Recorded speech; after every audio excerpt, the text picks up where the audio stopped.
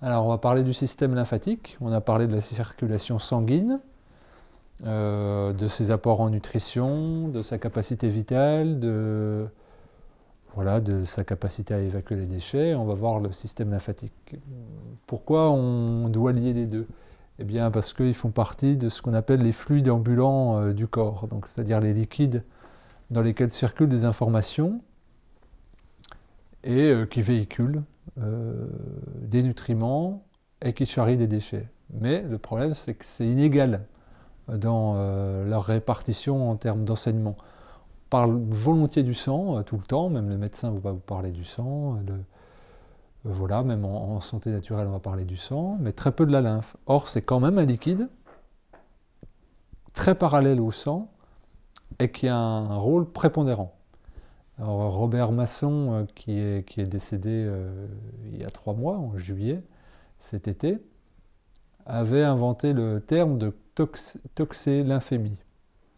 Alors on comprend que toxine, émis le sang, ça c'est ce que les hygiénistes, les naturopathes hygiénistes utilisent depuis Tilden, donc fin 19e siècle, dystoxémie.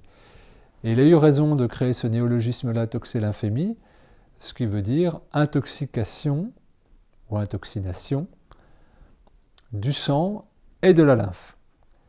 Et c'est important ce mot-là, il est long, donc souvent, même moi le premier, je dis toxémie, toxémie, toxémie. Bon, les écrits hygiénistes sont ainsi et ça va plus vite.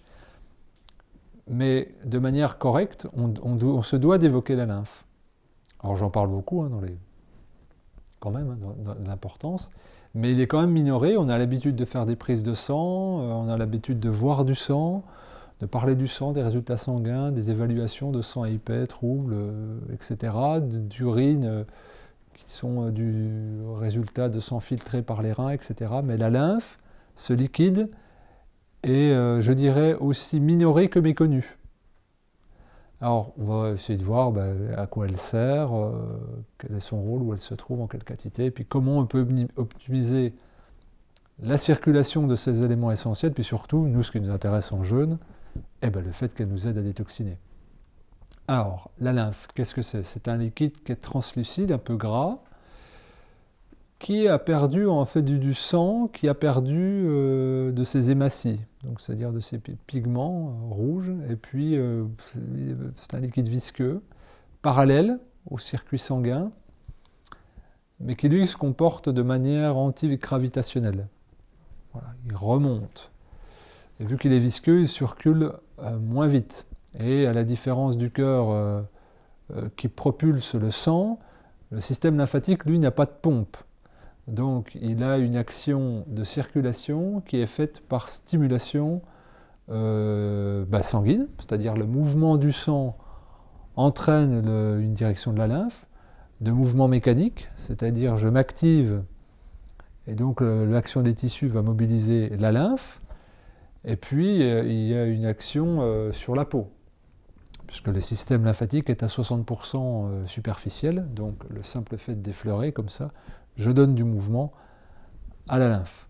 Et donc le mouvement, plus donne de la circulation à la lymphe. Mais si vous jeûnez au repos, eh bien vous aurez quand même une action dynamique de la lymphe, parce qu'il y a un mouvement autonome. Parce que votre sang circule. Tant que votre sang circule, votre lymphe circule. Donc tant qu'on est vivant, on a de la lymphe en mouvement. Alors, qu'est-ce qu'il y a dans ce liquide? On a dit qu'il n'est pas coloré, on a dit qu'il était visqueux gras. Qu'est-ce qu'on y trouve? Parce que dans le sang, eh bien, on va y trouver des sels minéraux, on va y trouver des ions, on va y trouver des lipides, on va y trouver des hormones, on va y trouver des lymphocytes, donc des cellules du système immunitaire, pas tous, mais certains, donc les NK et les T notamment. Et toutes ces choses-là donc sont bénéfiques et vont nourrir le corps et les cellules. Et on peut déjà entrevoir qu'il y a une liaison endocrinienne, nutritive au niveau de la cellule et immunitaire de la lymphe. Donc c'est déjà un rôle assez large. Et puis, ce qui pourrait nous intéresser de prime abord là en situation de détoxination, transporte des déchets, des résidus de cellules malades, des déchets ben voilà, de cellules qui ne demandent qu'à être évacuées. Voilà en gros. Donc, en état pathologique ou en alerte virale, eh bien, le système immunitaire va nous être extrêmement utile puisqu'il va transporter les lymphocytes. Donc, avoir une lymphe bien nettoyée, c'est prépondérant pour avoir une bonne réponse immunitaire. Si on met, comme je le fais au centre, le système endocrinien, eh bien, le fait que la lymphe transporte des hormones, ça nous en fait une autoroute de choix. Et puis évidemment, si on considère qu'il n'y a qu'une seule forme de maladie en hygiénisme, l'intoxination, donc c'est-à-dire l'accumulation de déchets, le fait que ça soit une voie privilégiée pour éliminer les déchets, ça en fait aussi un axe extrêmement prioritaire dans le corps. Donc déjà pour toutes ces raisons-là, on voit que c'est important. Quelle est son importance à ce réseau-là? Eh bien, il est très très riche et puis il se comporte comme, j'ai dit, le sang, donc avec de la même façon que le sang, il y a des canaux, il y a des micro-canaux, hein, des micro-vénules. Eh bien, le système lymphatique, c'est pareil, il a des conduits et puis il y a des micro-conduits, et qui sont disséminés partout dans le corps, partout, de la tête aux pieds, dans l'ordre.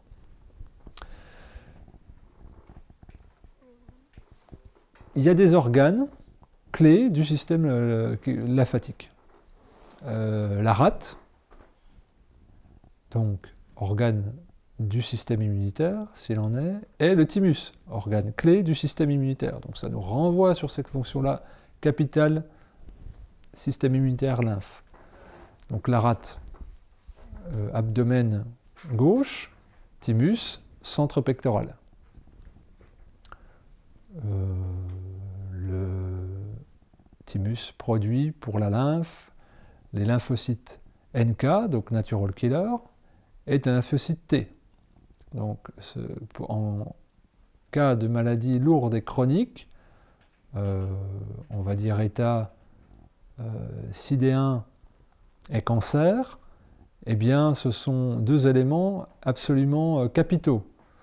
Or, le thymus est rarement investigué dans ces moments-là, mais il joue un rôle pivot dans le système immunitaire, à tel point que lorsqu'on administre des extraits thymiques de bovins notamment, nous constatons des guérisons de cancer et une régénération du système immunitaire pour les maladies du sida. Donc on doit avoir un système lymphatique très actif, y compris pour la rate. Et j'ai déjà eu l'occasion de rencontrer des personnes qui avaient des malformations, c'est-à-dire qu'ils pouvaient avoir deux rates, et ils avaient une santé tonitruante. On dit c'est le cimetière de certains globules, que ça génère... Bon, là, et puis on connaît l'importance de la rate en médecine chinoise, etc. Elle est complètement méprisée en Occident, mais de manière générale, elle est méprisée. On dit à partir de 13 ans, quand on a fait son immunité de base, ça ne sert plus à rien. Le thymus y compris. De la même façon qu'on ne parle pas du système lymphatique. Alors, je trouve ça très surprenant que dans certaines traditions, nous considérions thymus et rate comme des organes fondamentaux. Thymus, en grec, c'est organe sacré, organe de vie, la traduction, et que nous le négligeons, tout comme le système lymphatique, qui est considéré aussi, par d'autres approches, comme capital. Alors nous, on va essayer de lui redonner sa juste place à ce système global-là. Alors, la lymphe circule, elle apporte des nutriments, donc des lipides, elle apporte des ions, elle apporte des sels minéraux, elle apporte des hormones, elle apporte des cellules du système immunitaire, des lymphocytes, et elle charrie des déchets. Par quelle porte de sortie va-t-elle charrier ces déchets? Il faut bien que ça sorte. Donc, eh bien, par les reins, puisque une partie de la lymphe va être déversée à un endroit dans le circuit sanguin, par la peau, il va s'en trouver des éruptions cutanées, donc c'est des déchets lymphoïdes qui sortent, ça va être plutôt gras, c'est des boutons un peu gras. Là. Et puis les intestins. Il y a un lien étroit entre lymphe et intestin, et je dirais que je le cite en troisième position, mais ça devrait être en première position. Donc on enlève des intestins les déchets par la lymphe, mais il y a aussi une communication inverse de rejet de la lymphe dans les intestins pour sortir par les voies extérieures du rectum les déchets, sous forme de substances un peu grasses. Et donc ça, ce sont les 3 portes de sortie. Voilà, variables.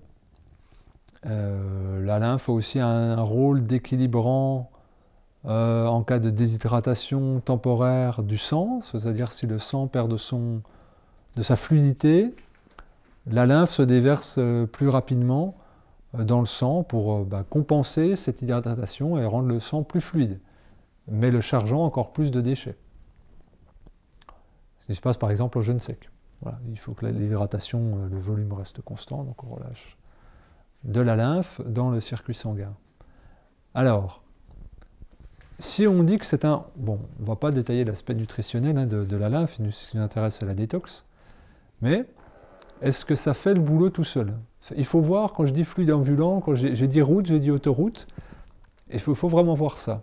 La première semaine de jeûne, celle que nous vivons, nous déblayons les portes de sortie du corps, sang et lymphe.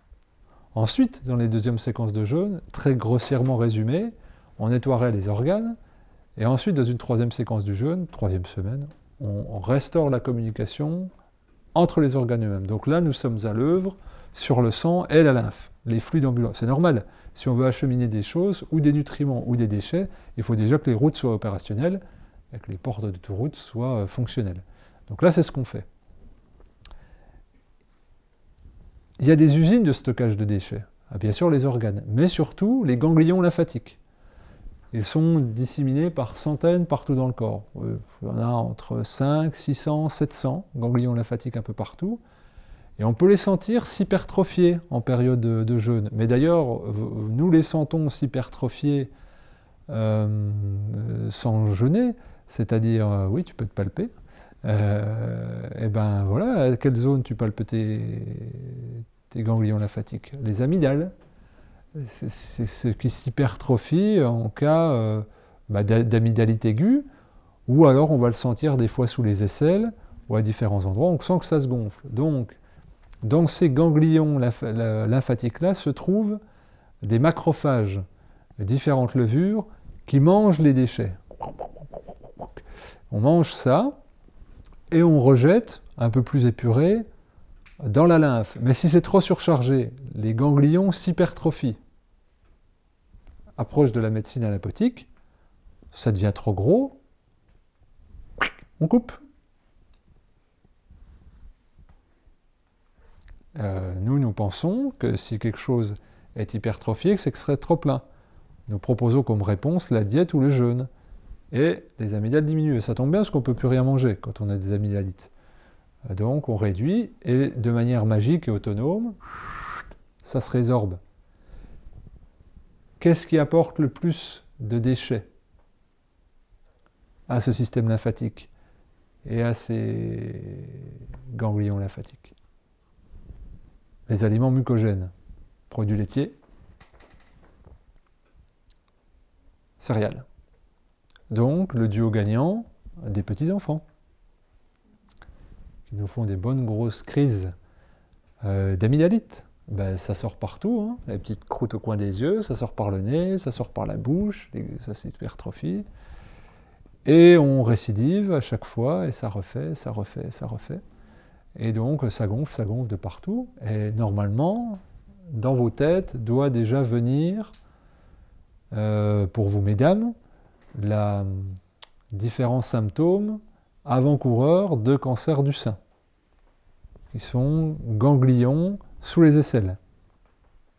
On dit, ah, c'est un signe qu'il peut y avoir un cancer du sein, nous allons procéder à une imagerie médicale pour vérifier tout cela.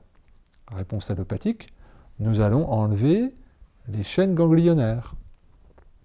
Donc, c'est-à-dire, nous allons couper les usines de recyclage des déchets et nous allons couper les routes d'acheminement des déchets. Si on considère, comme c'est le cas en hygiénisme, que toutes les pathologies sont un encrassement, c'est-à-dire que la personne qui développe un surencrassement, nous allons lui ôter la possibilité de gérer ses déchets et de les acheminer.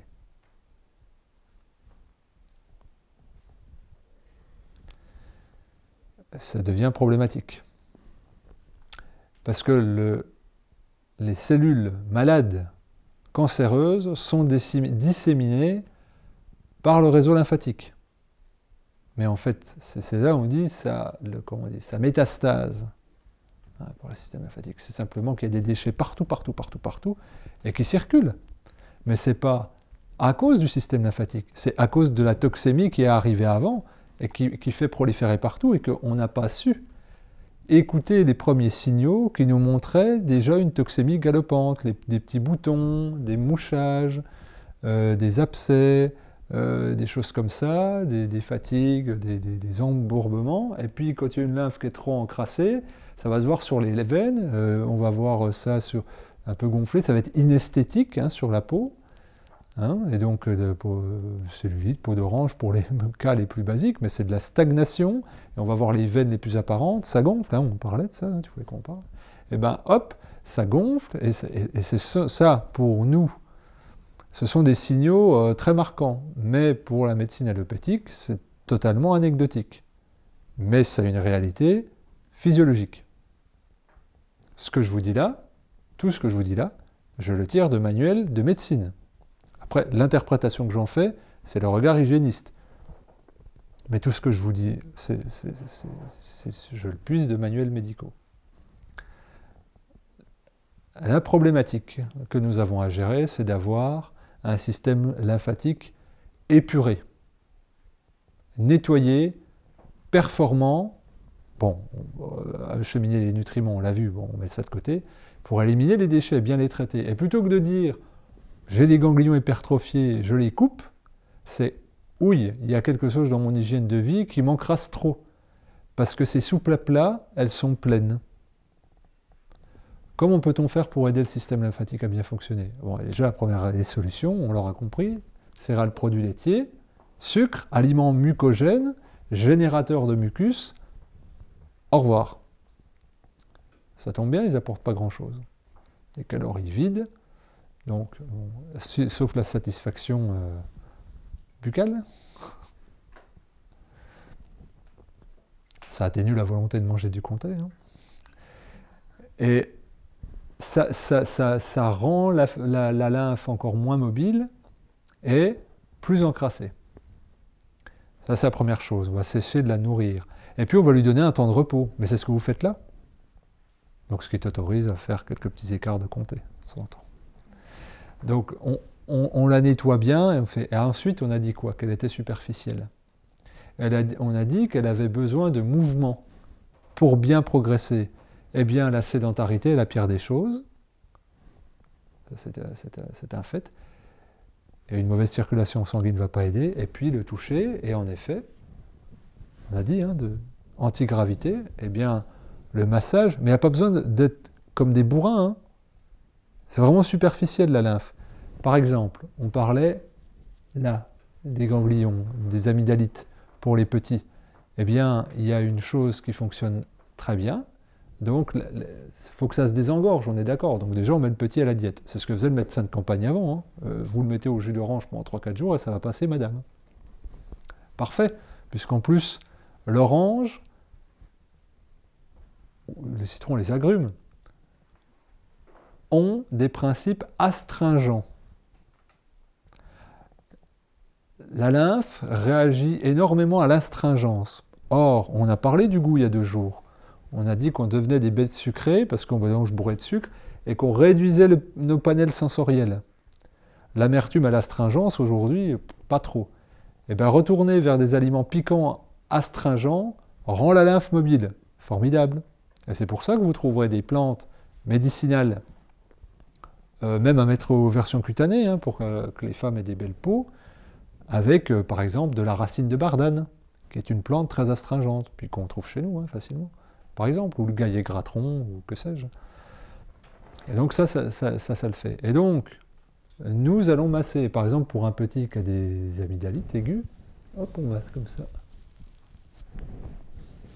Tout doucement, et on renvoie au ganglion sous-claviculaire. Le massage.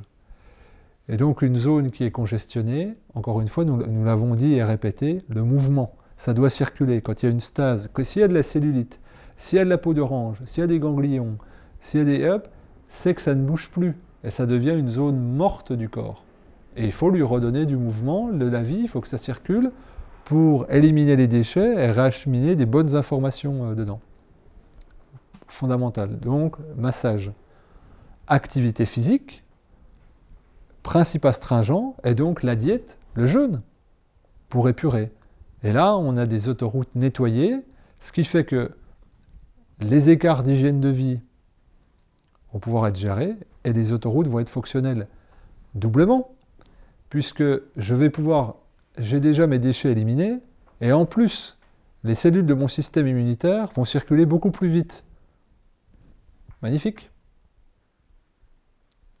C'est, j'ai pas envie de dire plus, mais c'est aussi important que le sang. Chacun a ses réalités, mais le fait que ce système lymphatique-là soit minoré, soit méconnu, je trouve ça extrêmement dommage. Et j'en reviens à tout un tas de proliférations de cancers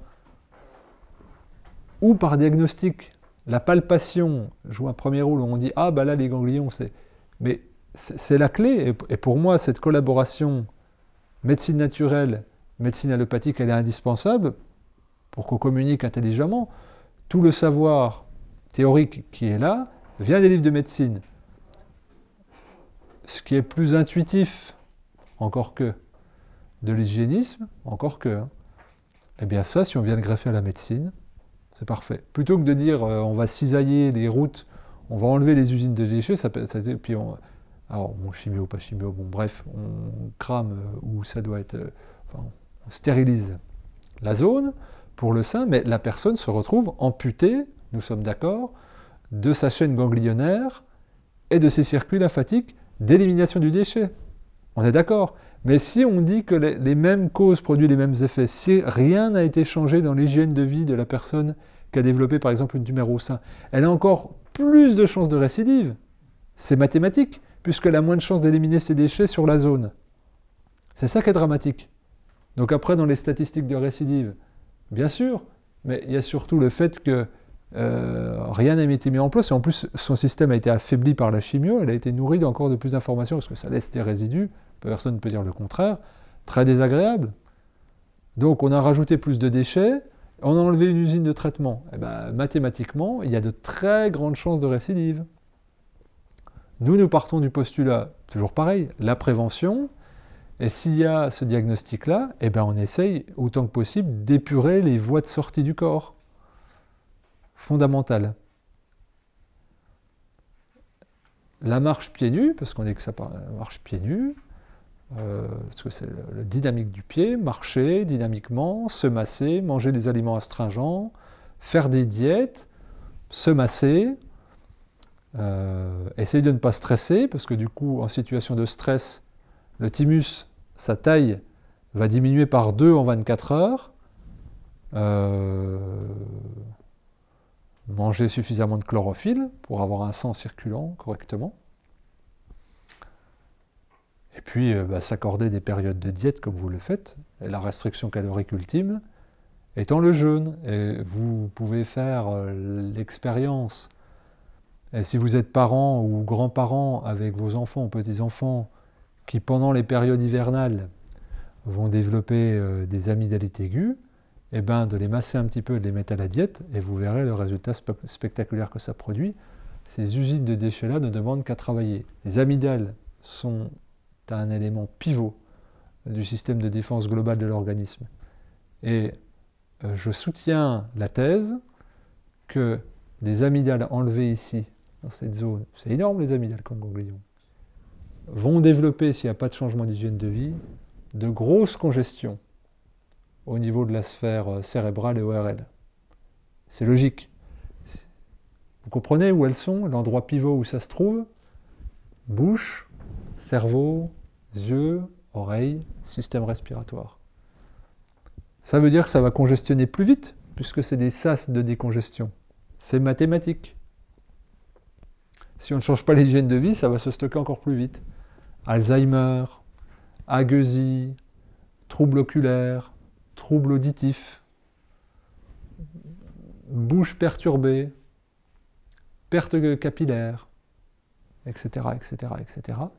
Et on s'étonne, il y a quelques années, de dire oh, on a découvert un réseau lymphatique dans le crâne. Eh bien, heureusement. Comment ça ferait? Comment il s'éliminerait les déchets? Dire n'attendons pas les découvertes pour aller vers quelque chose qui semble évident. Ça suit le circuit sanguin. Oui, c'est tout petit dans la tête, mais c'est capital. Et n'attendons pas qu'on nous dise en fait, les ganglions, c'est la clé de la santé. Et le système lymphatique, c'est la clé de la santé. Tout le monde ici a déjà fait dans sa vie au moins 20 prises de sang. Au moins. Pas mot. Qui, dans cette salle, a déjà eu un médecin qui lui parle de son système lymphatique? Si on cumule les âges présents, sans vous faire offense, nous arrivons facilement à, je ne sais pas moi, 40, moyenne d'âge, bon, peut-être 600 ans. En 600 ans, personne n'a entendu le mot lymphe de la bouche de son médecin. C'est étonnant. Ah, toi, d'accord. Bon. C'est quand même une personne sur 14. Statistiquement, ça ne fait pas beaucoup. Alors que c'est un réseau capital, aussi capital que le sang. Pourtant, dans une prise de sang, vas-y. On cherche les lymphocytes. On cherche les lymphocytes, mais dans le sang. On va chercher dans le sang les lymphocytes, bien sûr, on va chercher les ions, on va chercher les sels minéraux, on va aussi trouver des hormones. Mais le fait de dire comment ça va circuler, le fait de dire, eh bien, les éléments du système immunitaire, tout ça, c'est capital. Et on voit que les maladies dites de civilisation, ce que nous appelons maladies authentiques, ce sont des maladies où l'axe pivot du système immunitaire n'est pas fonctionnel, pas suffisamment fonctionnel. Et donc l'objet, ça serait de dire peut-être qu'il y a une réponse du système lymphatique pour toute cette problématique-là. Et donc moi je vous encourage à vous documenter sur ce sujet, vous verrez qu'il n'y a pas grand-chose. Hein. Mais ça existe, mais surtout avoir des actions, et celles que je vous ai données de manière pratique, vous voyez qu'elles sont simples, plutôt très simples, de bon sens. Et c'est évidemment si on est constipé, si on est sédentaire, si on a des troubles circulatoires, si on n'a plus les amygdales, si on est stressé, si on mange des céréales, des produits laitiers et peu d'aliments astringents, grosso modo si on a un humain civilisé moderne, on a toutes les chances de congestionner notre système lymphatique et de développer des problématiques de santé lourdes. Et heureusement que nous procédons à des nettoyages de ces routes-là pour être plus fonctionnels, plus réactifs, et puis simplement équilibrés. Et ça, c'est vraiment important de le comprendre. C'est un schéma de bon sens. N'attendons pas de nouvelles révélations médicales pour dire parce que c'est sûr que ça va arriver un jour. Hein. Il y a toujours des effets de mode, hein, que ce soit en santé naturelle ou autre, parce que même en santé naturelle, la lymphe n'est pas trop investiguée, et nous on en parle pas mal. C'est important de prendre la mesure de tous les effets positifs de ce système lymphatique. Est-ce que tu es content, Patou ?